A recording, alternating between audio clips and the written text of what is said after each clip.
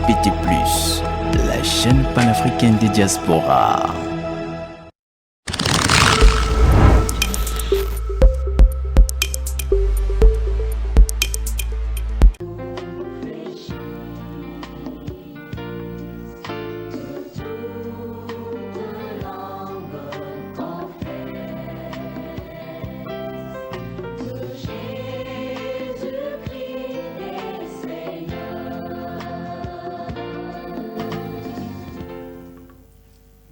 Bonsoir, chers téléspectateurs, peuple de Dieu dans le Seigneur. Soyez richement bénis partout où vous êtes scotchés ce soir à bien suivre votre émission de préférence Le Décret de l'Éternel, qui vous est présentée par l'Église La Sainte Doctrine de Jésus-Christ, sise au Congo-Brazzaville, plus précisément à Pointe-Noire, au quartier Makayabo 418. À 200 mètres du terminus se trouve l'arrêt pharmacie. Juste après l'arrêt pharmacie, la première ruelle à droite, dans la ruelle, la 5e parcelle à gauche. Cette émission a pour but de ramener la lumière dans l'église du Seigneur Jésus-Christ. Comme le stipule le Saintes Écritures, Éphésiens 5 à 11, Philippiens 2, 9 à 11. Nous allons bénir le Seigneur pour la grâce qu'il nous a encore faite ce soir. Merci pour ton nom, ta présence, ton amour. Te sommes infiniment reconnaissants pour tes bienfaits. Merci. Que toute la gloire te revienne à toi seul véritable. Nous comptons que sur Merci, toi, au nom de Jésus-Christ de Nazareth. Amen. Peuple de Dieu dans le Seigneur. Ce soir, nous poursuivrons avec la grande thématique qui est affichée en bas de vos écrans. Intitulée « Pourquoi cherchez-vous parmi les morts celui qui est vivant ?» tiré dans l'évangile de Luc 24 à partir du premier verset jusqu'au verset 6. Pour en parler, nous sommes avec notre invité de marque que le Seigneur ne cesse d'utiliser au Congo-Brazzaville et partout ailleurs, en récurrence le pasteur Angué Roger, qui est le pasteur principal de l'église La Sainte Doctrine de Jésus-Christ, accompagné d'éminentes servantes, la sœur CND Béni. Bonsoir, homme de Dieu. Bonsoir, mon bien-aimé Foncel. Bonsoir, bien-aimé Béni. Bonsoir, frère Tachi. Homme de Dieu, quel est déjà votre mot d'allocution? Nous bénissons le Seigneur pour un bon retour, La gloire soit rendue à Dieu. pour un temps. Et je n'oublie pas vraiment tous les hommes de Dieu qui nous ont reçus à Brazza. Vraiment, on était au lait au miel. Alléluia. Vraiment, je n'oublie pas vraiment la famille Gatier pour ce que vous avez fait pour le Seigneur. Que le Seigneur vous bénisse. Alléluia. Et nous sommes très reconnaissants que le Seigneur vraiment vous comble. Alléluia. Et que rien ne manque vraiment dans vos vies. Alléluia. N'appelez pas mes bien-aimés, n'appelez pas. Et vraiment que le Seigneur vous bénisse. Donc là nous parlons, la Sainte Doctrine, à un endroit maintenant, une parcelle là où on peut s'installer à Brazza. Alléluia. Que le Seigneur vraiment soit béni. Grâce à cette mission, comme un pasteur qui disait que cette mission c'est une mission. Que le Seigneur bénisse. Et le Seigneur bénisse le prophète Vikra de l'église Mont Sinaï. Vraiment qui nous a donné cet espace même de prêcher la parole à Brazza. Alléluia. Et vraiment, je bénis le Seigneur pour ce prophète. Et là même, je crois qu'on a un séminaire là-bas. Ce qui me permet d'aller dans ce séminaire parce que quand j'ai vu la manière dont l'homme de Dieu travaille, j'ai béni le Seigneur. Alléluia. Nous courons derrière la parole. Nous voulons des hommes et des femmes qui se lèvent pour le Seigneur. Alléluia. Vraiment, je bénis cette famille-là, le prophète Vikra, Alléluia. sa femme, ses enfants, son ministère, le frère Jonas. Hein? Voilà. Tous ces bien-aimés qui travaillent avec lui, soyez bénis. Parce qu'il y a un bon séminaire qui va commencer le 21 jusqu'à dimanche le 25. Nous serons là. Alléluia. C'est à Thomas Sankara, juste dans la ruelle du PSP. Et jusqu'à l'intérieur là-bas, je crois que c'est après 15e parcelle comme ça, c'est là où va se tenir le séminaire. Par la grâce de Dieu, nous allons prendre part. Parce qu'il y a un bon thème là-bas. On dit d'où passeras-tu ton éternité? Alléluia. C'est grave. Alléluia. Que le Seigneur bénisse le pasteur Luc Jean-Jacques qui a ONG. Vraiment nous a bien reçus. Vraiment le Seigneur bénisse. Le Seigneur bénisse le pasteur Moïse qui a duré, je ne sais pas, dué. Et je n'oublie pas d'autres, vous êtes trop nombreux, vous nous avez bien reçus à Brazza, que le Seigneur bénisse, que le Seigneur vous comble. Alléluia. Vraiment que le Seigneur vous soutienne. Vous êtes beaucoup, sinon on ne va pas parler de la parole aujourd'hui. Alléluia. Que le Seigneur bénisse. Soyez richement bénis. Vous avez écouté les salutations pieuses de l'homme de Dieu. Et les habitants de Brazzaville, la semaine prochaine, vous aurez un grand séminaire. Vraiment, c'est ça. Préparez-vous pour lui prendre part. Hum. Et son peuple Dieu dans le Seigneur, il n'est pas bon de pouvoir nous appeler pendant le déroulement de Vraiment, l'émission. vraiment. Vos préoccupations seront les bienvenues au billet des SMS. Par le moins les 2 numéros qui sont affichés en bas de vos écrans. Et nous introduisons la parole de Dieu dans le livre de Colossiens 2, à partir du verset 20. Je lis au nom de Jésus. Vous êtes morts avec le Christ et avez été délivrés des forces spirituelles du monde. Alors, pourquoi vivez-vous comme si vous dépendiez de ce monde en acceptant qu'on vous impose les règles de ce genre? Ne prends pas ceci, ne goûte pas cela, n'y touche pas. Elles concernent les choses destinées à disparaître. Dès qu'on en fait usage, il s'agit de la prescription d'enseignements purement humains. Certes, ces règles ont une apparence de sagesse, car elles parlent des religions personnelles, d'humilité et d'obligation de traiter durement son corps.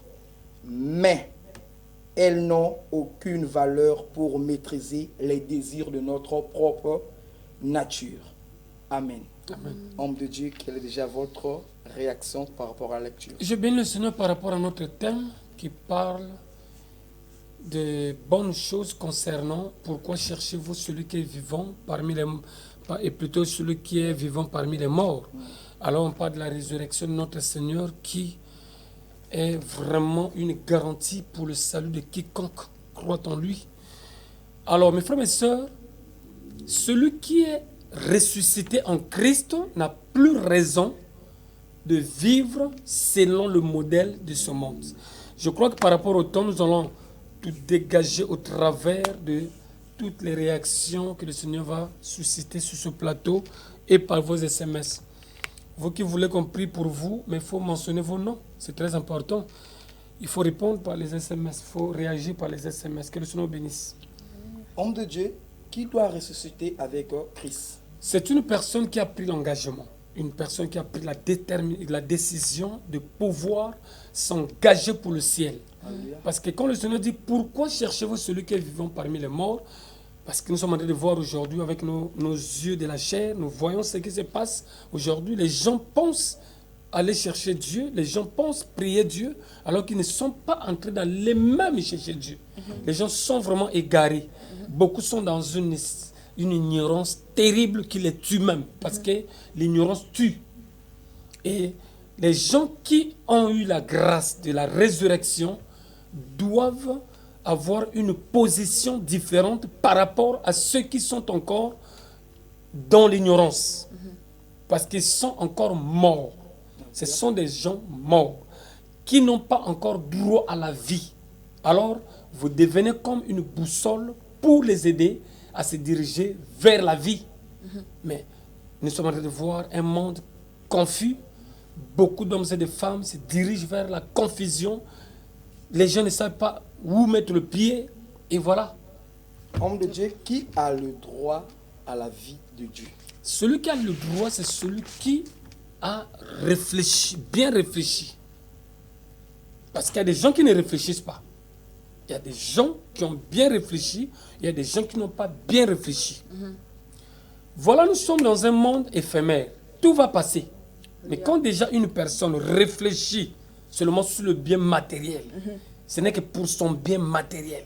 Mais il oublie qu'il a une partie spirituelle qui est appelée à vivre éternellement. Alléluia. Voilà combien de gens aujourd'hui. Moi, je me pose des questions. Si les gens de ce monde savaient qu'un jour ils vont quitter la terre, je crois qu'on devait vivre dans une cohésion comme le propriétaire de ce monde l'avait prédestiné même. Il l'avait prédestiné. Il a prédestiné les gens à vivre dans une cohésion couronné par son amour. Alléluia.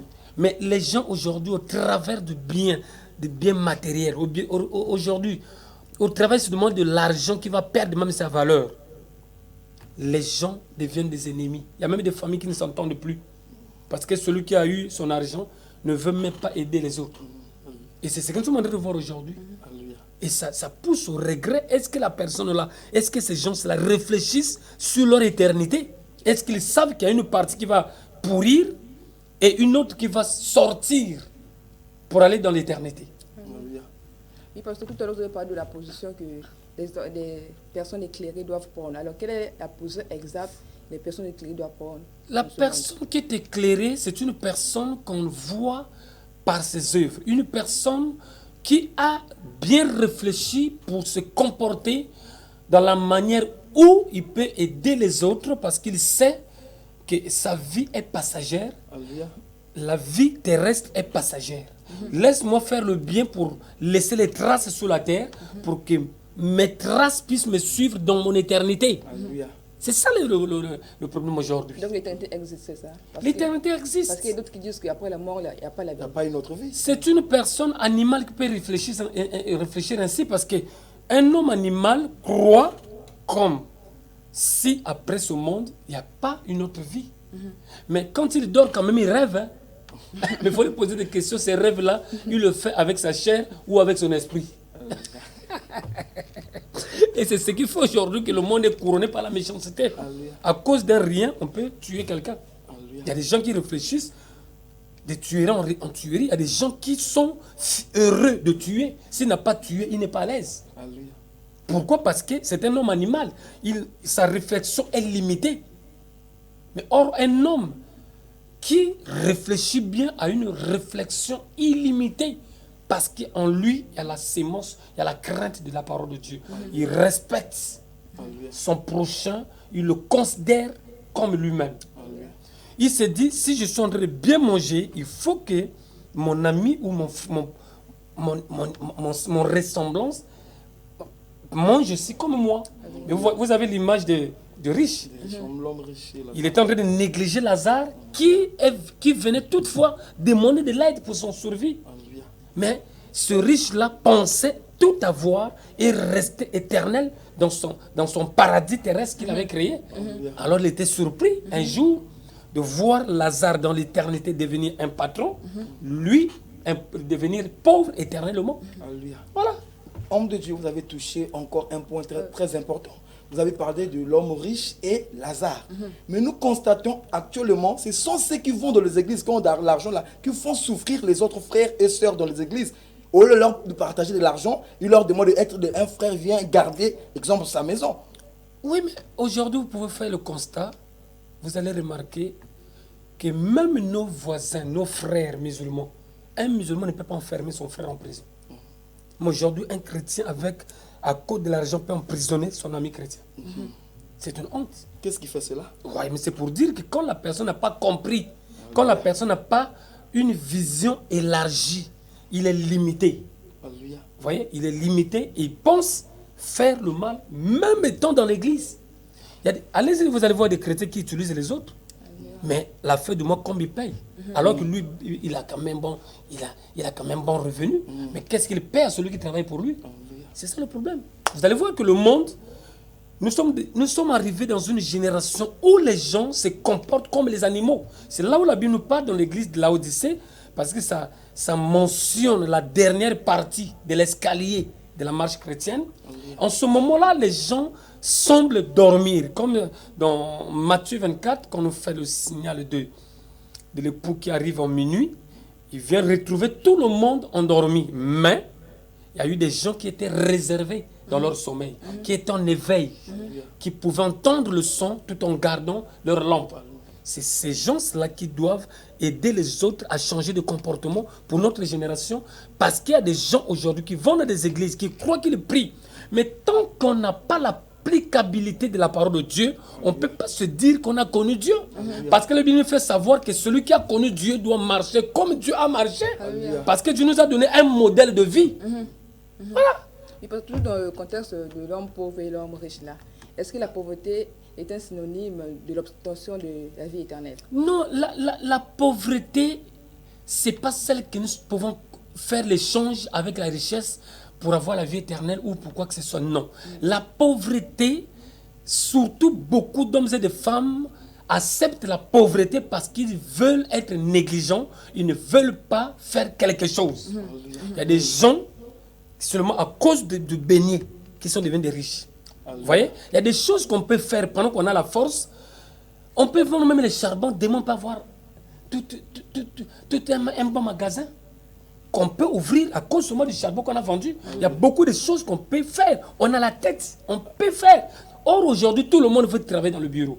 Mais dans le bureau, là-bas, Satan veut maintenant piéger les gens. Alléluia. Vous voulez tous rentrer travailler dans le bureau. Vous voulez tous aller en mer. Vous voulez tous avoir des hauts lieux. Mais des hauts lieux, là, c'est grave aujourd'hui. Vous voyez? Donc, il faut que la personne, même quand il est dans une moyenne classe, il doit accepter de faire quelque chose pour son survie. Alléluia. C'est en ce moment-là qu'on peut sortir de la pauvreté. Alléluia. Voilà. Donc, on peut caractériser ces chrétiens-là comme étant des orgueilleux. Mais il faut que les gens puissent être enseignés. Parce que même dans les églises, on vient seulement, on reçoit Jésus, d'accord. Mais ce Jésus-là, Jésus, c'est la vie d'une personne qu'on peut interpréter par l'empreinte personnelle de Dieu qui est devenue visible.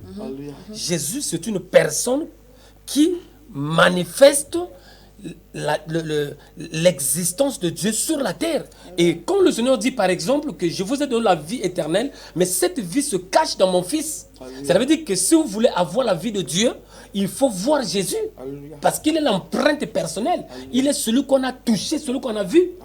C'est son modèle qui peut nous donner l'image et la ressemblance de Dieu. Alléluia. En marchant comme Jésus a marché, Alléluia, on peut avoir la possession de la vie de Dieu. Alléluia. Jésus a travaillé. Alléluia. Voilà, c'est ça le problème. Maintenant, les apôtres sont travaillés. C'est pour dire que la bénédiction de Dieu peut se manifester sur la terre au travers de l'exercice que nous pouvons nous mettre à accomplir. Alléluia. Mais tant qu'on croise les bras, Dieu ne peut pas agir. Là, on parle, rien qu'en prêchant la parole, dans toute la crédibilité, dans toute la vérité. Vous voyez les échos que ça fait? Alléluia. Vous voyez? Mais combien de fois, si on reste seulement à parler et qu'on n'applique pas, il faut appliquer. Alléluia. Pour que Dieu apparaisse. Alléluia. Voilà. Alléluia. Pasteur, nous allons lire un peu dans le chapitre de Romains 6, rapidement, verset oui. 8. Or, puisque nous sommes morts avec Christ, nous croyons que nous vivrons aussi avec lui. Car nous savons que Christ ressuscité ne meurt plus. Oui. La mort n'a plus le pouvoir sur lui. Oui. Il est mort et c'est pour le péché qu'il est mort, une fois pour toutes. Mais à présent, il est vivant et il vit pour Dieu. Alors, qu'est-ce que l'apôtre Paul plutôt voulait nous dire par là? Il nous donne l'exemple que Christ, il nous explique quelque chose qui doit nous donner comme un modèle à suivre. Christ, quand il est descendu, il était descendu pour une mission, il y a même des questions là. Alors, quand il est passé par la mort, parce qu'il avait récupéré le péché de l'humanité sur la croix, il a fallu condamner le péché dans sa chair et aller la crucifier, l'enterrer. C'est pourquoi quiconque reçoit Jésus-Christ comme Seigneur et Sauveur devait la manifester par un engagement de conscience en passant par le baptême. Et ce baptême montre la même image que le Seigneur a fait. Étant baptisé, ça veut dire que vous êtes mort au péché. Et quand vous êtes sorti des eaux de baptême, après l'imposition des mains, vous êtes ressuscité pour Dieu. Donc, étant sur la terre, vous ne pouvez plus vivre comme vous l'avez voulu. Mais vous vivez maintenant comme Dieu le veut. Alléluia. C'est ce qui fait la différence. Mais remarquez combien de gens qui sont partis dans les églises, qui sont dans les églises, mais qui sont baptisés, mais qui ne manifestent pas Dieu. Donc, on ne peut pas avoir des référentiels de Dieu sur leur vie. Alléluia. C'est ça le problème. Mais comment Dieu peut se manifester dans la vie d'une personne qui a pris un baptême de conscience? Oui, la vie, parce qu'il a changé de monde. Il n'est plus celui qui était hier un homme perdu. Il s'est retrouvé dans le bonheur de Dieu, dans la gloire de Dieu. Et il vit maintenant selon le rythme de Dieu. En ce moment-là, il a un guide devant lui qui est Christ. Alléluia. Voilà, quand il est descendu, il était descendu pour nous donner le modèle à suivre. C'est pourquoi la vie de Dieu se cache dans son Fils, cela veut dire que dans la parole, qui s'est faite chair et qui nous a donné le modèle. Alléluia. On n'a plus besoin d'un prophète qui viendra pour nous montrer le modèle. On n'a plus besoin de qui que ce soit qui viendra. Mais on a vu déjà son modèle. Et ce modèle a été inculqué dans la vie de quiconque a reçu le Seigneur. Chaque fois que nous partons à l'église, c'est pour apprendre à marcher comme Jésus l'a fait sur la terre. Alléluia. Voilà.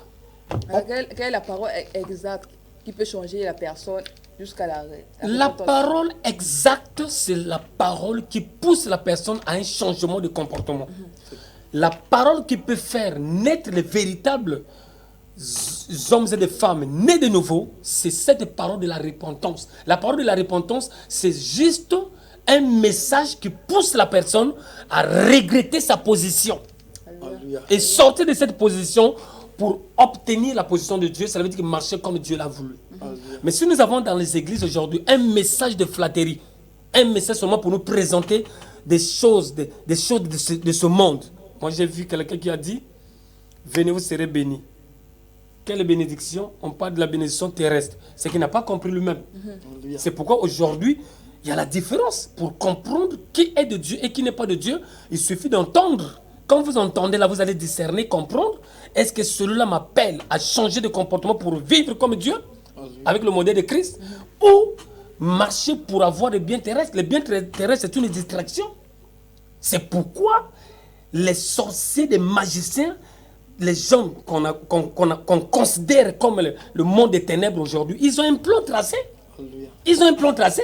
Ils sont en train de travailler pour couvrir le monde, Alléluia. envahir le monde par la distraction, pour empêcher les véritables chrétiens de monter au ciel. Alléluia. Ils ont créé des distractions, ils ont créé même des entreprises. Ces entreprises ne vous donneront pas le temps de lire la parole, de méditer la parole. Alléluia.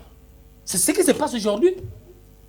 Le code mystique du monde des ténèbres a pour mission d'empêcher les gens. Vous pouvez pour vous partir à l'église, ce n'est pas un problème pour eux. Mais le problème, c'est qu'ils vous empêcheront de croire en profondeur. Alléluia. Parce qu'ils savent que si les chrétiens se lèvent, étant concentrés, consacrés à Christ, eux, ils n'arriveront pas à travailler. Alléluia. C'est pourquoi vous avez dans le monde aujourd'hui, même les églises, on parle seulement des miracles. Quel miracle? C'est un miracle qui n'a ni queue ni tête. Or, la véritable église, les véritables prédicateurs pour cette dernière heure doivent se lever pour amener les enfants de Dieu à sortir de la distraction, de ne pas servir Christ dans la mort. Il n'est plus dans la mort, il n'est plus dans la distraction. Alléluia. Mais il est maintenant, il est en train de chercher à revenir pour récupérer son épouse. Ça veut dire que les gens doivent être concentrés. Mais ces pasteurs-là sont une rareté aujourd'hui, ces apôtres-là. Oui, c'est ça le problème. Et parce qu'il y a un frère qui dit, il a écrit quelque part, l'église est l'épouse de Christ. Oui. Voilà pourquoi certains pasteurs autorisent la femme de prêcher devant les assemblées des saints. Moi, je suis l'épouse de Christ par rapport à ma foi en Christ. Mais ce n'est pas parce que je suis homme ou parce que je suis femme. Le problème de l'épouse de Christ peut jumeler la femme comme l'homme. Mais dans l'église du Seigneur, il y a de l'ordre. Alléluia. Et si on n'applique pas de l'ordre dans l'église de Dieu, et si on croit dans cette manière de distraction, c'est la distraction. Hein. C'est pourquoi vous pouvez comment comprendre que Satan est entré dans l'église et est en train d'opérer dans l'église. C'est quand vous voyez l'apparition des choses que Christ a défendues. Alléluia. Quand les pasteurs commencent à dormir dans la distraction pour permettre à leur femme. J'ai dit à un pasteur, montrez-moi dans la Bible, est-ce que Pierre n'avait pas une femme? Pierre avait une femme. Est-ce qu'il avait établi sa femme pasteur? Ce sont les distractions de Satan. Et tout le monde tendent vers une distraction comme ça pour accepter de n'importe quoi. Oui, avec les 5 minutes, je crois, on peut descendre. Donc, il y a une stratégie du monde des ténèbres. Ils vous distraisent. Ils vous mettent la distraction. Ils vous envoûtent par la distraction. Et les pasteurs et les bandits. Pour que vous tous, vous soyez emballés dans leur poudre. Pour ne plus obtenir la vie éternelle. C'est pourquoi vous remarquez dans l'église de Dieu, il n'y a plus le respect pour la parole. Alléluia. Les gens n'ont plus le respect pour la parole de Dieu. Comment permettre à une femme mal habillée de rentrer dans l'église de Dieu? Comment permettre à une femme de prêcher la parole? C'est la profanation. Et cela avait été dit par le prophète Daniel. Quand vous verrez l'abomination introduire le lieu très saint, fouillez sur les montagnes. Alléluia. Et c'est chercher Dieu dans la mort. Dieu n'est plus dans la mort. Jésus-Christ n'est plus dans la mort. Jésus-Christ est maintenant dans le respect de la parole. Il est dans le lieu très saint. Il faut qu'on l'adore. Il faut qu'on l'élève. Remarquez aujourd'hui comment Satan a reçu. Hier, il a travaillé avec les musiciens du monde. Il les avait d'abord, ils sont dans son camp. Mais aujourd'hui, il travaille avec les chrétiens, soi-disant musiciens chrétiens. Remarquez comment les chrétiens musiciens, là, ce qu'ils sont en train de faire montrer au monde, ce n'est plus la parole. Alléluia. Ce n'est plus l'applicabilité de la parole. Ce n'est plus le respect de la parole. Voilà.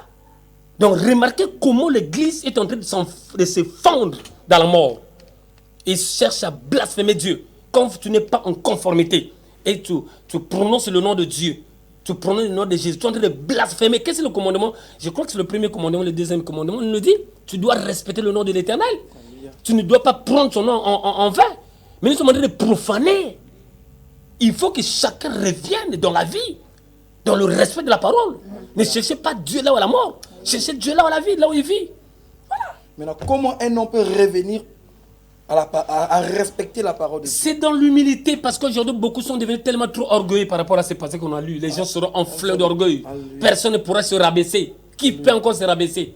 Il a maintenant beaucoup d'argent. Les bandits lui ont donné beaucoup d'argent. Il gonfle d'orgueil. Il commence à piétiner le commandement de Dieu. Il commence à croire comme si lui, il est quelque chose. C'est un danger, c'est un piège aujourd'hui. Alléluia.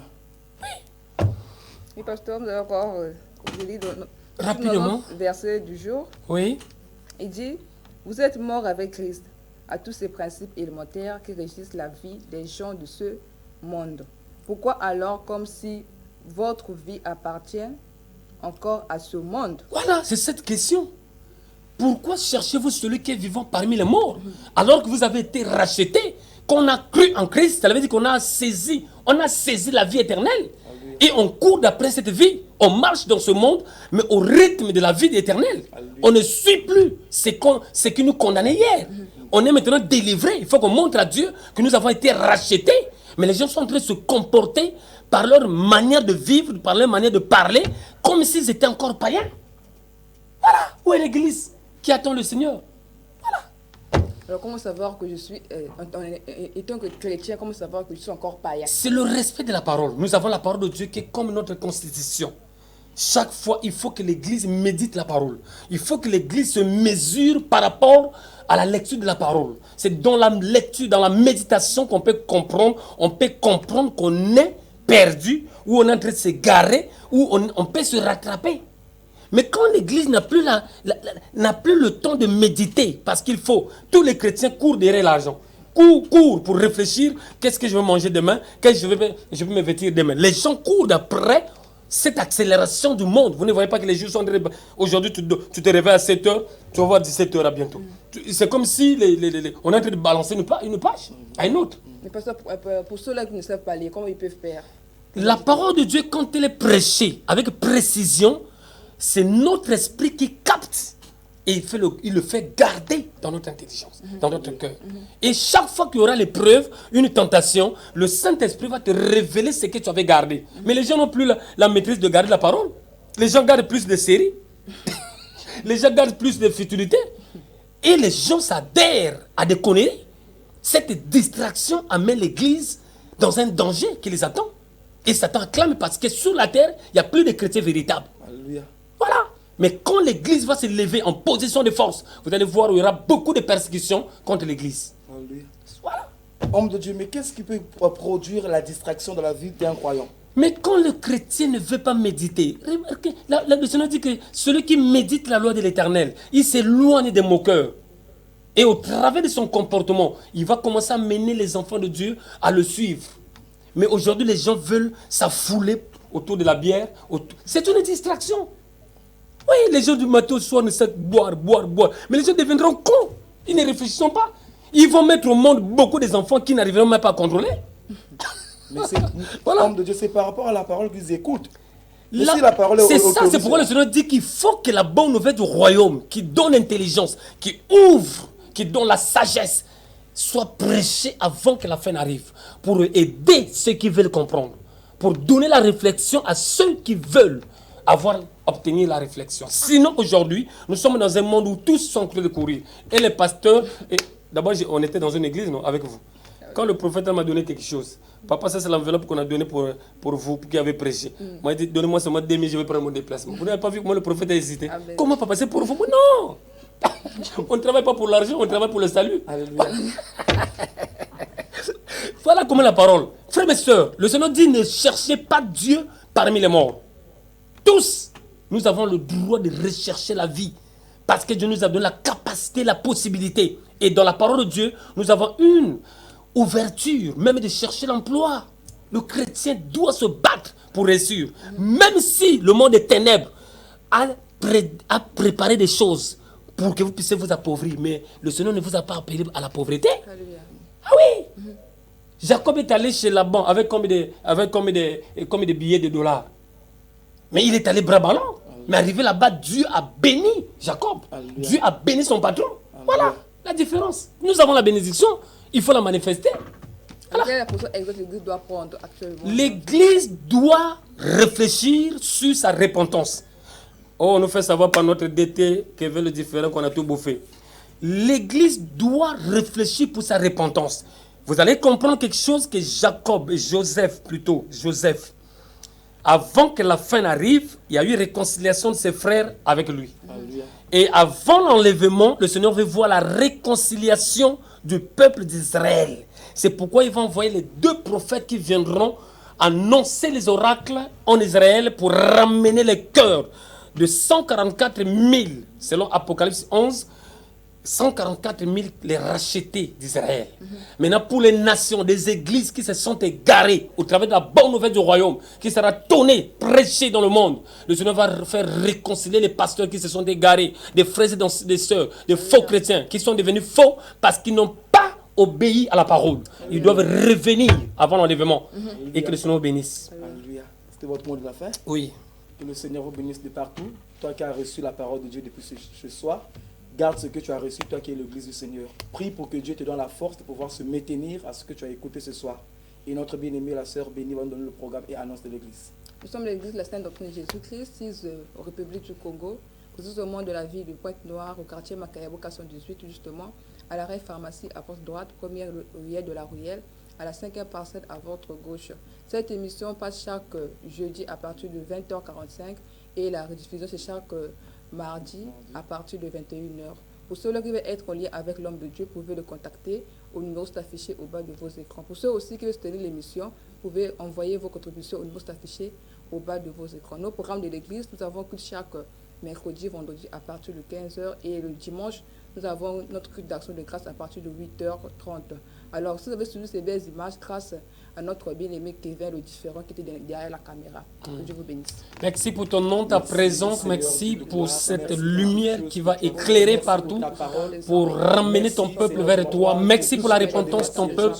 Nous bénissons ta présence au nom de Jésus-Christ de Nazareth. Amen. Amen. Que le Seigneur bénisse. Debout jusqu'au bout. Jusqu'au bout. Jusqu'au bout.